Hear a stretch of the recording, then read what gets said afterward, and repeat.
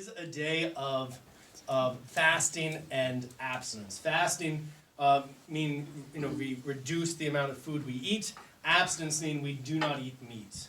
So traditionally, the season of Lent was a whole season of this penitential practices where you would not eat as much. Throughout the centuries, we've been fasting for centuries. Throughout the centuries, what exactly the rules are have changed. Right now, 21st century, here's our rules. It's super lame. It's so easy.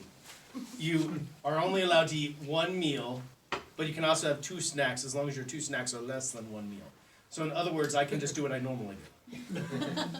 Which is why I'm like, that's super lame. Like, I usually don't eat anything for breakfast, or maybe if I go out for breakfast, I will have like a real breakfast. But like, if I'm not going out for breakfast, maybe I'll have a thing of yogurt, or maybe I'll eat nothing. Have a cup of coffee. So it's like, okay, well, that's fasting day. But if you want to do more, you're allowed to do more. You can always say, actually, I'm going to try to eat less. So it'd be a day of fasting, and it would be a day of abstinence. That is, no eating meat. So we would deny ourselves the flesh because we'd want to be doing honor to our Lord who through his flesh saved us. And so we would deny ourselves eating that flesh. So the days of abstinence would be Ash Wednesdays, all the Fridays of Lent, and then optionally in the United States, I want to say back in like 1988, the bishops of the United States said all the Fridays of the year should be days of abstinence, but you're allowed to substitute anything you want instead on all the Fridays outside of Lent. So it used to be all the Fridays, period. But then I want to say like 1988, the U.S. bishop said, you know what? A lot of people don't eat meat all the time, so abstaining from meat isn't necessarily calling people's minds to the sacrifice of Jesus. Let everybody do their own, something that works for them outside of Lent on Fridays. Inside of Lent, we're just going to still not eat meat because that kind of unites us as a family. We're all together. We're all doing the same thing. Some people it's easier. Some people it's harder. Kind of like when your family goes for a walk. Some people that's easy, some people that's harder. When your family goes to church, for the big people, maybe that's easy. For the little people, it's hard. We don't worry that some people have it easy, some people have it hard. So like my sister-in-law, who barely eats meat, she'll eat like maybe chicken breast. For her to not eat meat is like, okay, that's like what I do 5 days of the week. No big deal. For my brother and for me, like, oh, we don't get meat. This is so sad. So we're all in it together, though. So that's questions on Ash Wednesday or questions on Lent in general. Can we bring our Yes, go ahead. That's fine. Our children, we come to the 6:15 a.m. Oh yeah, so children are welcome at all of them, and 6:15 a.m. We'll have some people going. Obviously on a normal day, 6:15 has about 60 or so people. On this day, we'll probably have, I don't know, let's say 250 people. There will be people on their way to work. There will be some people on their way to school. So, but we will try. I say normally that the daily masses only take about 25 minutes. This one might take a little bit. This one's, I guarantee, is going to take longer because there's going to be all these extra people, and we have to put ashes on every single person's head. So that just adds time. But we are cognizant of that, and we try to keep mass moving because we know everybody is on their way to work and things like that. So I can't tell you it'll be like a 25-minute mass, but maybe it'll be 40, 35. I think Father Farrell has it, so. Should be nice and tight. Dustin, you had a question. So the meat, is that fish too? Or is that just Great question. So when we say meat, we don't count fish as meat. Great question. Yeah, so that's what you can say. Catholics eat fish on Fridays. It used to be a saying because fish doesn't count as meat. Some people get into well, what about lobster? Does lobster count as meat? They're like, well, no, it doesn't. So you can eat your lobster if you want. What about I don't know, chicken? Yeah, chicken does count as meat. What about chicken broth? Like, well, if it's just the clear, then that doesn't count as meat. If you're having the broth. What about the egg? Oh, the egg, that's a tough one. Like, does the egg count as the meat or does it not? So some people get very, and because people ask the questions, we have all the rules and you can look it all up of what does count, what doesn't count as the broth, but if it has the chunks of the meat in the broth, then can't eat the chunk. Because people ask all these questions, right? We're all like, what? So the rules are there, but you can eat fish. But what about if it's like the fish that's kind of more of a meaty fish, like a tuna? Yeah, you can still eat the meaty fish. But what if it's like a dolphin fish? Like, well, that's a mammal. That's not really. And who eats dolphins anyway? That's me. So, what about the turtle though? It lives part of its life in the water. It's kind of like a fish. So there's all these questions that people like to ask. So you can look it all up. Stations of the Cross are on here as well. Let me just take a moment to introduce you to Stations of the Cross. If you've been in our church, you've noticed along the back there's all the paintings that are kind of like hanging. And if you go into many churches, you'll find something similar. The Stations of the Cross developed from a desire of people to go on pilgrimage to the actual Holy Land of our Lord and to walk in the footsteps of Christ, to unite themselves to that. It became very popular in the 8th, 9th, 10th century. The Crusaders, they having gone there, they came back and they're like, it's amazing. But at the same time, we think starting with the 9th century, Islam kind of came and conquered all that land, right? So it became very dangerous. So not only was it oftentimes expensive, but it was also dangerous to go there. You could, it was always dangerous because you could always get mugged or, kidnapped by pirates, things like that. The world's not always been a very happy place. The Franciscans in the, I'm going to say 12th century, but I could be wrong, said, let's bring that idea of going on pilgrimage to the Holy Land, let's bring that back to Europe. And so they erected crosses at different locations, and at each, and you would walk and you'd stop and you'd think as if you were there in the Holy Land, but you're not. You're here in wherever your church was. And that became very popular, and it spread through all the centuries. Now it's basically many. It's the unusual Catholic Church that doesn't have their own set of Stations of the Cross, where you would be able to, and different people have written meditations to help you. You can use your own meditations, and you'll sometimes see, maybe, I know I saw one, like a dad with his maybe 3-year-old child, maybe a little bit more than 3, let's say 4-year-old child, and the dad and the child just looked, and they were just looking, dad would just say one thing about each, like, oh, there's Jesus who fell down, oh, there's Jesus with the boo-boo, oh, there's, Jesus with his mommy Mary who loves him, making Stations of the Cross. He's using his own meditations that the child's love. You can also find some that my personal favorites are the ones written by St. Alphonsus Liguori that I've used my entire life that are just so beautiful, and they have like a nice repetition to them. They have like a little personal thought for each station, but the idea is to help us to meditate on the movements of Christ, who did all of this out of infinite love for us, for the saving us from our sins, and to unite himself to us so that we might live his divine life. Questions, comments, debates, discussions, arguments, qualms, conundrums, concerns? Yes, Osvaldo. I have a question about the schedule. Mm-hmm. I see that it has masses, and below that it has liturgy of the word, Mm-hmm. distribution of ashes Mm-hmm. at 4:30 and 6. What's the difference? So Mass is going to be the full Mass. So it has both the liturgy of the Word, plus it has the liturgy of the Eucharist.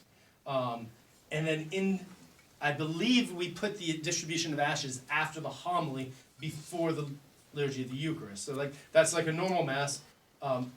We're allowed, we just usually don't, to also have what's called just a liturgy of the Word. We don't have to have the second half of Mass. On Sundays we do.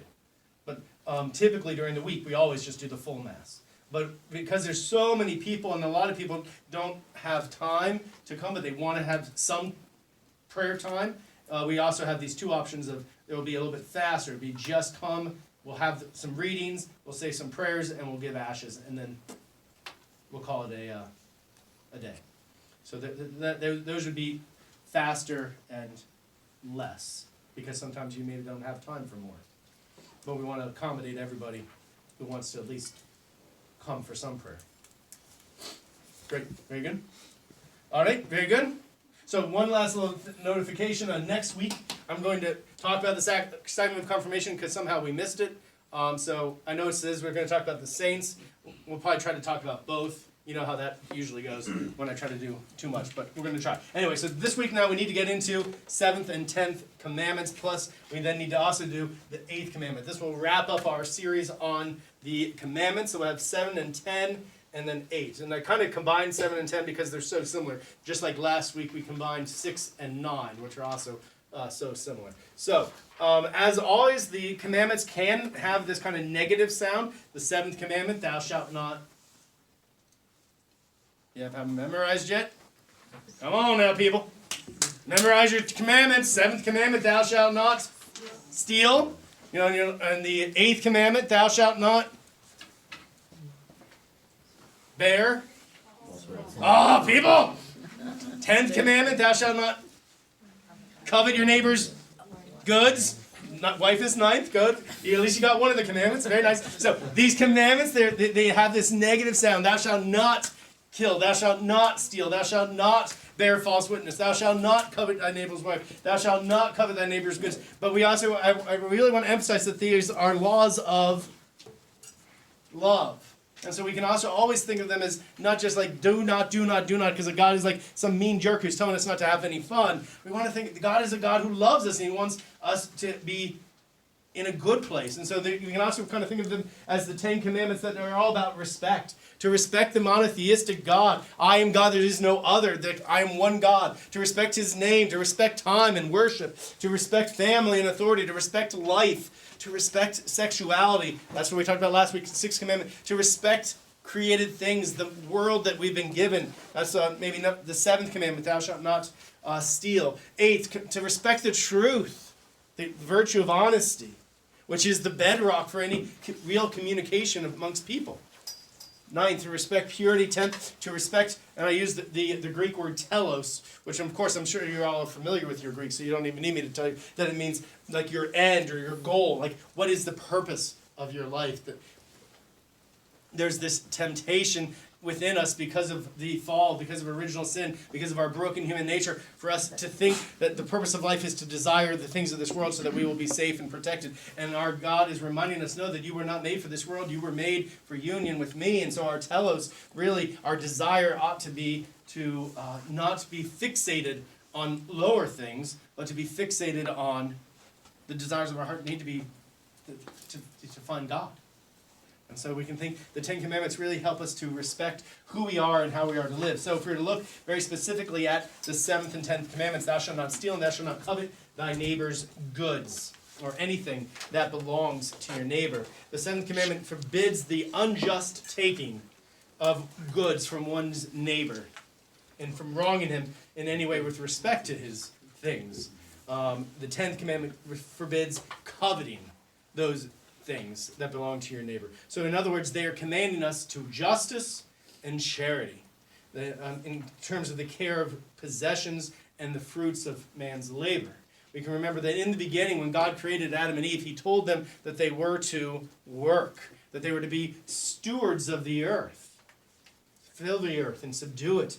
And so we want to think that in general, the church would teach that there is a universal destination of goods, that God has given the world for us. And as long as we were to live in harmony with everyone, there would be no problem. But unfortunately, of course, we know there is problems because we don't live in harmony with everyone, because it starts with an O. Original sin, right? Yes. And that personal wound that each of us has because of original sin starts with a C. Concupiscence, right? You guys have these good Catholic words, they're just floating in your heads, and we're going to start using them because they're so powerful when we have the right word to describe the right thing. So, the church believes that there is such a thing as private property. That you can have property. But that's within this understanding that all of the world really belongs to whom? God, who has created it and who has entrusted it to our care. So, in the beginning, God entrusted the entirety of creation to the stewardship of man. That this stewardship reflects the fact then that man cares for and tends the creation, as well as exercises dominion over it. But he is not the ultimate Lord. Ultimately, it is all God's. So we can understand. So that's where we use that word stewardship. That we are called to be stewards of the world, because we're not ultimately the Lord of the world. Are we okay with that? Yes? No one's going to be like, no, wait, I am the Lord of the world! Like, no, okay, I didn't think so. Anybody would. So we can think, so the church does respect that within that there is such a thing as private property, but we think that private property does not dispense us from the obligation to be in harmony with our neighbor, to have that sense of brotherhood, which leads us to then care for our neighbor, to be charitable and just towards our neighbor. So there's a respect for the goods of others. We can think we would have the virtue, if you remember the virtues that Deacon Pavlik was talking about, the virtue of temperance, which is to moderate our use of things, right? And so, like, you can think, oftentimes we think of temperance, perhaps, and we think a moderate use of alcohol. Certainly, that would fall under temperance, right? And I was intemperate with alcohol means I went and got drunk. But we can think it's not just alcohol. It could be anything that could fall into that virtue of temperance, the moderation of our use. We also want to think that virtue of justice, by which we make sure that everybody gets what they deserve, right? Justice, a very important virtue. Why? Because God says, I am just. So if it's part of God, and we're created in the image and likeness of God, should we also be just? Of course we should, right? This is just part of what it means to be human. We also have another word I want to introduce you to, if you're not familiar with it. The word would be solidarity. Solidarity. And this word solidarity is to kind of recognize that we are created for this community of other persons. And we want to kind of keep in mind that brotherhood of man that is kind of part and parcel from all of us being created in the image and likeness of God. So we're not solitary, but we're in solidarity. If you can kind of see the distinction then between the two words. Solidarity. Another good kind of principle to keep in mind, and this one's one that seems that we forget all the time, which is super sad, but simply the golden rule, right? And we're all familiar with that. If you have it memorized, you should have it memorized. The golden rule, do unto others as you would have others do unto you. Okay, does that sound vaguely familiar? Like, that's a very important rule. That's like would be a bedrock rule, a principle that then you would apply to the various situations in your life. You can think, for example, if we just follow that rule, then we don't need the rule, don't steal, because would you want somebody to steal from you? Obviously not. So should I steal from somebody else? No. Or you can think, like, what about not stealing, but kind of stealing? People are like, oh, I didn't steal, he let me borrow it. Well, did you give it back? No. Well, then you're stolen it, right? If it's understood that you were only supposed to use it for, if you're a kid and it's a toy for 5 minutes, or if you're like an adult and it's a thing for a period of time, when that time has elapsed, it ought to be given back. Otherwise, you have stolen it. And you can think, duh, because if I let somebody else borrow my thing, would I want them to give it back? Yeah. So the golden rule is so helpful. So this respect for created goods, obviously, sins against it would include theft. That is the usurping of another's property against the reasonable will of the person. And that's a pretty good definition, because you're going to see that it's going to allow us the wiggle room that we need in life. To, for example, let's just say, since we have two brothers, we'll use them, that you've got toys and you don't, but, your brother's away. Would he mind if you played with his toy? As long as you respect it, you're not going to break it or anything like that. Let's say it's his video game. You're not going to break his video game, right? Would he mind if you used his video game that you haven't had a chance to buy it? No, that's reasonable. Now, when he comes home, what are you going to do? Give it back. You're going to give it back to him. Exactly. So it's not like you've stolen his video game if you used it without asking him in that situation, because it would be understood. Yeah, I'm not playing on the video game. I was away doing work or whatever. You're totally welcome to use my, maybe he didn't articulate that. So you wouldn't have stolen his video game in that situation. Versus, on the other hand, let's say you go, like we see these all the time now, the little girls with their cookies outside the stores, and if you just say, let's just say all the girls happen to be on a bathroom break or something, you're like, oh, there's no one here, I'm just going to take a box because I guess they're here for free. No! We all know that even if they happen to be on their bathroom break, they are not offering those boxes of cookies for free. Are they? They want you to pay, I don't even know what they are, $7 a box or something. They're like the most expensive. They're still pretty expensive, though. Let's be real. You can get a lot cheaper from Wegmans. And they're moister and better. But I'm just saying. They're a little dry. Anyway. I'm telling the truth. But, just because, if it was, you can't just, reasonable expectations of somebody else. That, just because they happened to walk away from their table, they weren't, in any reasonable person would say, they're not for free all of a sudden. right? Versus if they put a sign up by the curb, you know, they unload the TV and they put it on the curb, and you see the TV sitting there on the curb. Reasonable expectation is that that's there for free, right? So you would be able to help yourself. So that's why we want to think theft is not. Is a good definition would be that usurping of another property is against the reasonable will of another. And theft is always wrong.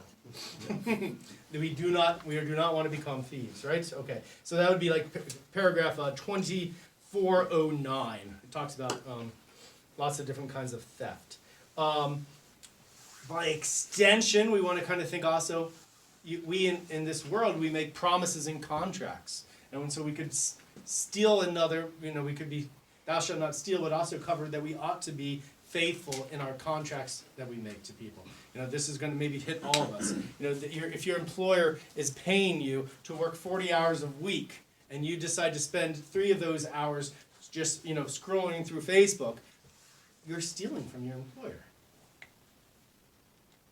Right? Again, you could think golden rule. Would you want your employee that you're paying to be scrolling through Facebook? Well, then why would you do it to your employer?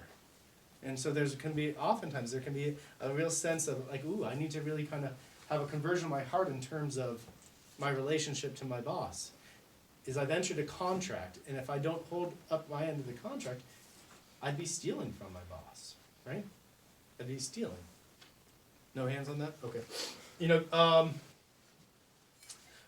we can think when we find that we have stolen, justice demands that we try to make, here's a nice good fancy word, reparation for what we have unjustly deprived somebody of.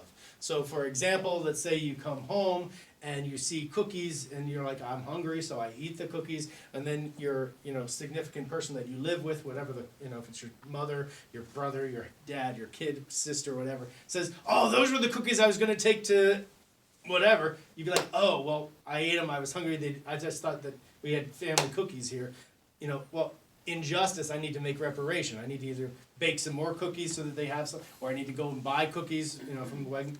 Why am I talking about cookies all day? I don't know. Clearly, you all know where my mind is. I'm thinking about cookies. But make reparation. You know, sometimes this can happen a lot. Maybe you come out of the store and you realize that somehow you didn't pay for everything that you walked out with. Not intentionally, you actually stole, but you unintentionally. Well, then in justice, I need to make reparation, right? Possibly you go back into the store and you say, oops, I forgot to pay for this. And they say, thank you, you know, and then you pay for it, you know. Possibly it's like, you know, let's say you did it, I don't know, while you were on vacation, you're never going back there. You can think of a way to make reparation to the degree that you're able, you know, to the degree that you're able. Sometimes it becomes more challenging to make reparations. Or let's say you interacted with somebody on the street and you accidentally handed them a 5 when you thought you were handing them a 10. So you're never going to see that guy on the street again. How are you going to give him back his $5? You know, so sometimes it becomes very challenging. But if you can make reparation, you want to. A good rule of thumb is to go back to that ultimately all the things in the world belong to God. If we can't make reparation to the specific person, to try to return that to God and himself. And so what I always tell people is if you can't make reparations to the person that you've stolen from,